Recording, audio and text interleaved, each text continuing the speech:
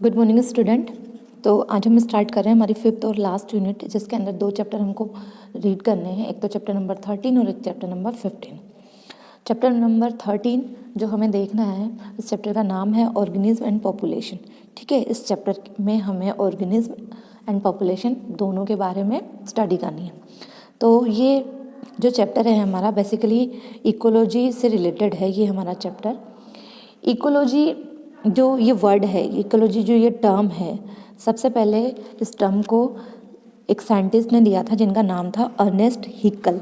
Ernest Haeckel ने 1866 में इस टर्म्स को बताया था। और इकोलॉजी का मतलब होता है relationship between the organism and their environment.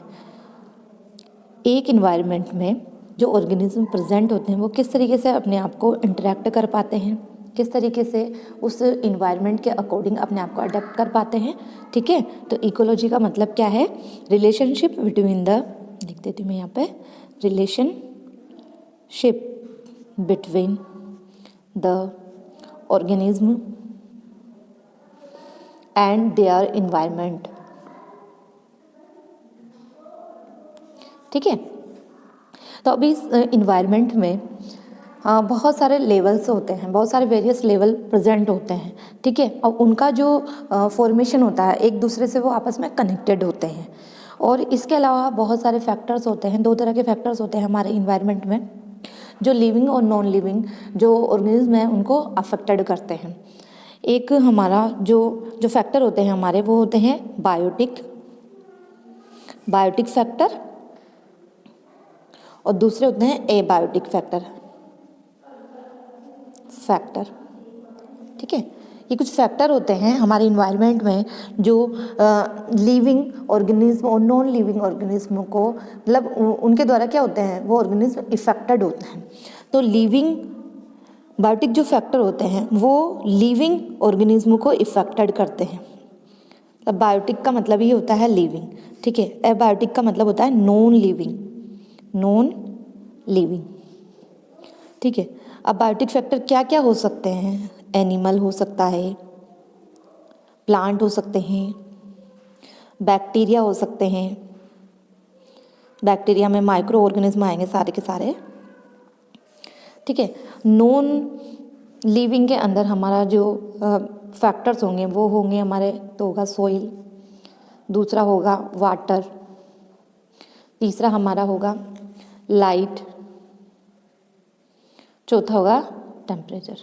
ठीक है, तो ये कुछ एबायोटिक फैक्टर्स हैं जो कि हमारे इन्वायरमेंट के अंदर जितने भी पॉपुलेशन या जितने भी ऑर्गेनिज्म पाए जाते हैं उनको क्या करते हैं, अफेक्टेड डालते हैं। किस तरीके से डालते हैं उसको अब इस चैप्टर के अंदर देखेंगे। ठीक है, उससे पहले मैं बता रही थी आपको कि इन्वायरमेंट में बहुत सारे वेरियस लेवल प्रेजेंट है। इस चैप्टर में हमको बेसिकली जो इकोलॉजी में बताया गया है 4 लेवल है। ठीक है, उसी को देखना है। एक है ऑर्गेनिज्म, पॉपुलेशन, कम्युनिटी और बायोज। ठीक है, तो सबसे पहले क्या होता है कि कुछ माइक्रोब्स होते हैं। ठीक है, माइक्रोब्स मिलकर क्या बनाते हैं, एक सेल बनाते हैं। माइक्रो मॉलिक्यूल्स मिलकर एक सेल का फॉर्मेशन करते हैं। और जब बहुत सारी सेल मिल जाती है तो आपको पता है टिश्यू लेवल का कोई ऑर्गेनिज्म बन जाता है। बहुत सारे टिश्यू जब मिल जाते हैं तो ऑर्गन लेवल हमारा बन जाता है। ऑर्गन से ऑर्गन सिस्टम बन जाता है और एक कंप्लीट ऑर्गेनिज्म हमारा बन जाता है। ठीक है, एक ऑर्गेनिज्म बन गया। यहाँ पर ऑर्गेनिज्म बन गया तो हम यहाँ पे एक इंडिविजुअल की बात कर रहे हैं। ठीक है, एक इंडिविजुअल की बात करें, एक की बात करें। अब ऑर्गेनिज्म मिलकर क्या बनाते हैं, पॉपुलेशन बनाते हैं। ठीक है, तो अब यहाँ पे क्या एक इंडिविजुअल की बात कर रहे हैं क्या हम? नहीं, यहाँ पे हम बहुत सारे इंडिविजुअल्स की बात कर रहे हैं ना। इंडिविजुअल मतलब सिंगल पर्सन की हम बात करें, और यहाँ पर बहुत सारे पर्सन, लेकिन एक ही स्पीसीज के होने चाहिए। ठीक है, सिंगल स्पीसीज के होने चाहिए। एक ही जाति के बहुत सारे लोगों का जहाँ रहते होंगे, है ना, उस एरिया को हम क्या बोलेंगे, पॉपुलेशन। ठीक है, अब पॉपुलेशन, बहुत सारी पॉपुलेशन मिलकर क्या बनाती है, कम्युनिटीज़ बनाती है। ठीक है, कम्युनिटी से मतलब है कि अब यहाँ पे क्या है, सिंगल स्पीसीज नहीं होगी, यहाँ पे बहुत सारी स्पीसीज होगी, है ना। मेनी स्पीसीज के लोग, मतलब बहुत सारे लोग एक जगह गैदरिंग करते हैं, एक जगह इकट्ठा होकर रहते हैं, तो उस एरिया को हम क्या बोलेंगे, कम्युनिटी बोलेंगे, ठीक है। और ऐसे 2 से 4 है ना कम्युनिटीज़ मिलकर क्या बनाएगी, इकोसिस्टम का डेवलपमेंट करेगी, ठीक है। और इकोसिस्टम में क्या है, हमारे biotic plus abiotic factor present होते हैं, है ना। यानी सभी तरह के एनिमल, सभी तरह के प्लांट्स, सभी तरह के माइक्रो ऑर्गेनिज्म और उस एरिया की सोइल, वाटर, टेम्परेचर सब कुछ वहाँ पे इंक्लूड है ना। तो उसे हम क्या बोलेंगे, इकोसिस्टम, जहाँ पर बहुत सारी कम्युनिटी, मतलब बहुत सारी स्पीसीज, वहाँ पे लोयन की स्पीसीज भी मिलेंगी हमको, वहाँ पे फिशेस की स्पीसीज भी मिलेंगी, डॉग की स्पीसीज भी मिलेंगी, एंड फॉक्स की स्पीसीज भी मिलेंगी हमको, है ना। और इकोसिस्टम मिलकर क्या बनाते हैं, बायोमास बनाते हैं, ठीक है, बायोज में बनाते हैं। और लास्ट जो होता है, लास्ट लेवल जो होता है वो होता है हमारा बायोस्फीयर, यानी हमारा ब्रह्मांड, धरती हमारी, ठीक है। यहाँ पर बहुत सारे मेनी इकोसिस्टम, ठीक है। तो ये बहुत सारे लेवल हमारे इन्वायरमेंट में प्रेजेंट होते हैं। माइक्रो मॉलिक्यूल्स होते हैं, वो क्या बनाते हैं, सेल, टिश्यू, ऑर्गन सिस्टम से एक कंप्लीट ऑर्गेनिज्म बनता है हमारा। और ऑर्गेनिज्म से मतलब है कि इंडिविजुअल, एक सिंगल पर्सन की हम बात कर रहे हैं, ठीक है। और वो सिंगल पर्सन की अगर उसका बहुत सारा परिवार अगर रहता है वहाँ पर एक ही जगह पर, तो उसे हम बोलेंगे पॉपुलेशन। और बहुत सारी पॉपुलेशन से मतलब है कि वहाँ पर मद्रासी, बंगाली, वो तो पूरा ह्यूमन हो गया, है ना, पूरा ह्यूमन हो गया। लेकिन जैसे मतलब कम्युनिटी से मतलब हो गया कि बहुत सारी, हम यहाँ पे इकोलॉजी के रेस्पेक्ट में बात कर रहे हैं, तो वहाँ पे मतलब फॉक्स वाली स्पीसीज भी होगी, वहाँ पे लॉयन वाली भी होगी, वहाँ पे कैट वाली भी होगी, वहाँ पे बर्ड्स की भी स्पीसीज होगी। तो फिर वो जो उस एरिया में, एक पार्टिकुलर एरिया में रह रहे हैं, तो क्या बना रहे हैं, वो एक कम्युनिटी बना रहे हैं। और बहुत सारी कम्युनिटी मिलकर एक इकोसिस्टम का निर्माण कर रही है। और इकोसिस्टम से बायोमास बन रहे हैं, और बायोमास मिलकर बहुत सारे बायोस्फीयर्स बना रहे हैं, ठीक है। तो ये कुछ लेवल थे हमारे इन्वायरमेंट में प्रेजेंट, जिसमें से 4 लेवल हमको देखने हैं इसके अंदर, organism, population, community and biomass, ठीक है। अब हमारी बुक में एक क्वेश्चन किया गया है, how does the birds sing, but how does the birds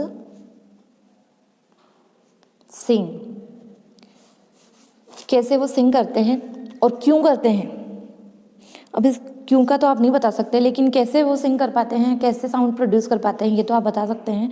जिस किसी को भी इसका आंसर पता हो तो मुझे कमेंट में जरूर इसका आंसर दे कि बर्ड्स जो होते हैं वो किस वजह से, है ना,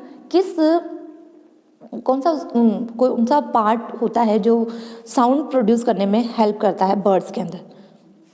तो देखो, जैसे हमारे ह्यूमन के अंदर लैरिंग्स होता है, उसी तरीके से बर्ड्स के अंदर क्या होता है, सैरिंग्स, ठीक है। तो उसी वजह से वो क्या करते हैं, साउंड प्रोड्यूस करते हैं। सैरिंग्स होते हैं, जिस तरीके से लैरिंग्स होता है उसी तरीके से इनके अंदर क्या होता है, सैरिंग्स प्रेजेंट होता है, जिसे हम क्या बोलते हैं, वॉइस बॉक्स। इसी के कारण से ये साउंड प्रोड्यूस करते हैं, ठीक है। उसी वजह से ये क्या करते हैं, सिंग करते हैं, गाना गाते हैं। क्यों गाना गाते हैं, क्योंकि ये क्या करते हैं, मतलब इनका एक सीज़न होता है, ब्रीडिंग सीजन होता है, जिसमें ये अपने मैटिंग करते हैं। उस ब्रीडिंग सीजन में क्या करते हैं, मैटिंग करते हैं। तो अपने पार्टनर को बुलाने के लिए क्या करते हैं, सिंग करते हैं, गाना गाते हैं, ठीक है। देखो, ये हमारी बुक है, बुक के अंदर ऑर्गेनिज्म एंड इट्स एनवायरनमेंट एक टॉपिक है, जिसमें हमें एक ये डायग्राम दिया हुआ है, ठीक है। इसमें बहुत सारे बायोम्स बताए गए हैं, जैसे कि डेजर्ट, रेन फॉरेस्ट, टुंड्रा, है ना, ये सब इसके अंदर बताए गए हैं। और ये चीज़ भी यहाँ पर दिखाई गई है, जैसे कि ये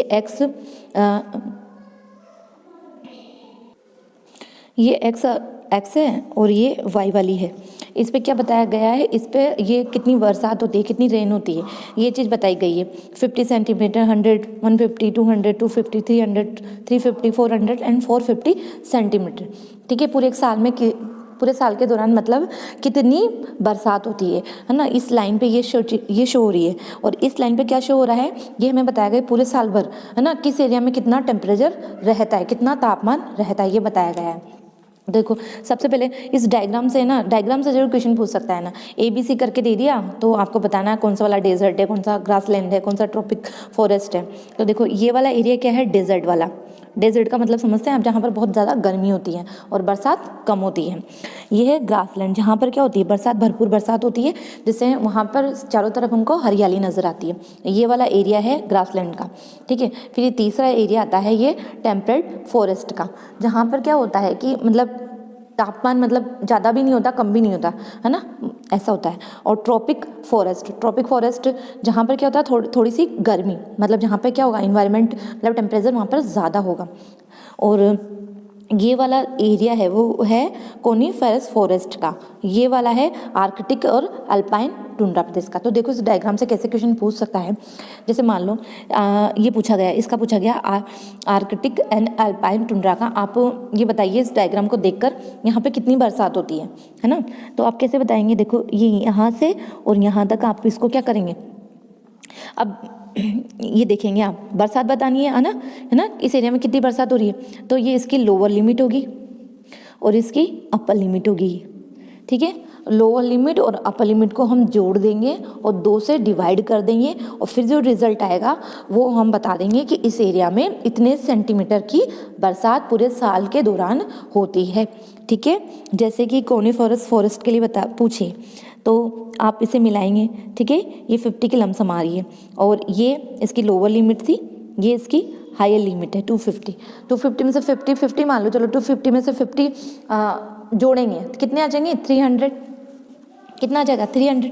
देखो lower limit plus upper limit, तो लोअर लिमिट कितनी थी 50, 250 2 300 टू 150 सेंटीमीटर।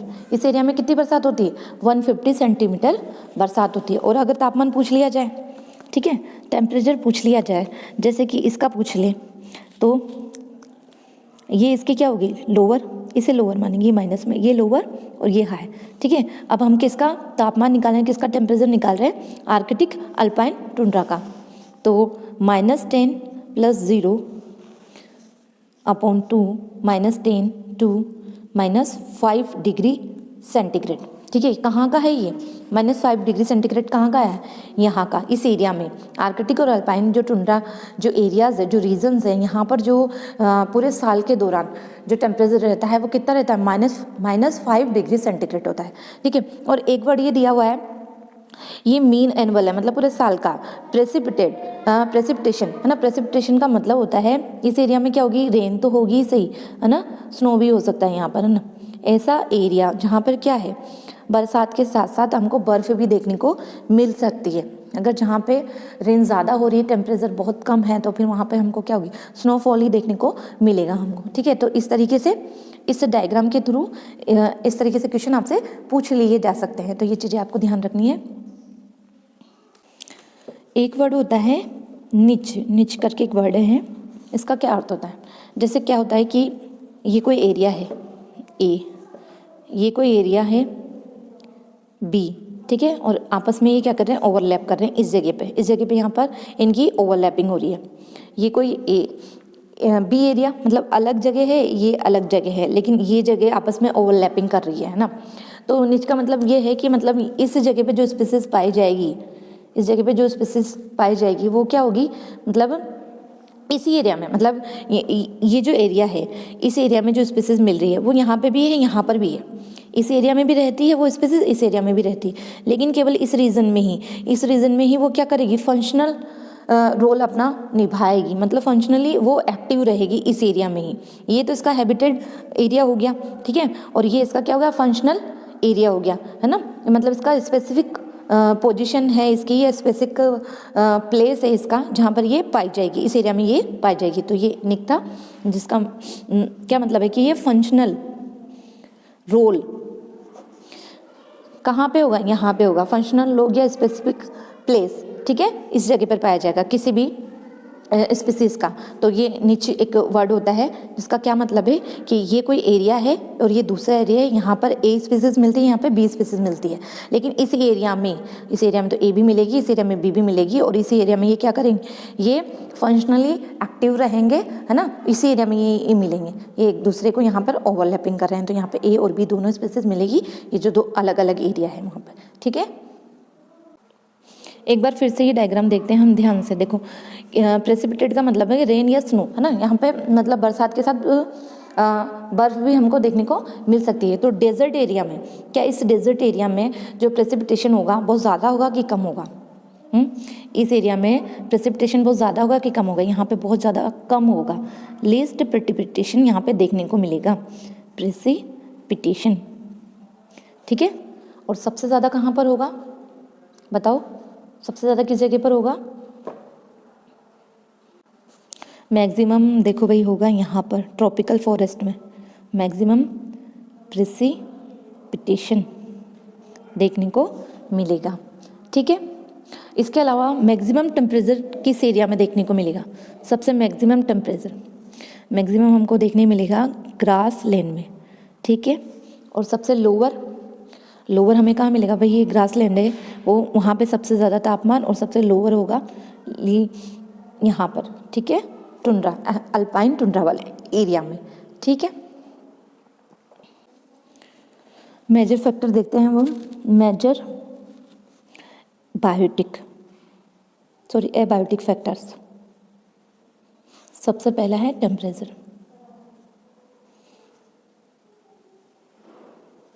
ठीक है। ये हमारी अर्थ है, ये पोल और ये इक्वेटर। जब भी इक्वेटर से पोल की तरफ जाएंगे तो टेम्परेचर कम होगा कि ज़्यादा होगा? जब भी हम इक्वेटर से पोल की तरफ बढ़ेंगे तो टेम्परेचर हमेशा क्या होगा? कम होगा, ठीक है। इसी तरीके से हम जैसे प्लेन में रहते हैं, मतलब मैदानी क्षेत्रों में हम रहते हैं, अगर मैदानी क्षेत्रों से हम माउंटेन यानी टॉप पर जाए, है ना, पर्वत के टॉप पर जाएं, तो टेम्परेचर क्या होगा? हमको कम देखने को मिलेगा, ठीक है। इक्वेटर की कंपैरिजन में पोल पर टेम्परेचर क्या होता है? हमेशा कम होता है। इसी तरीके से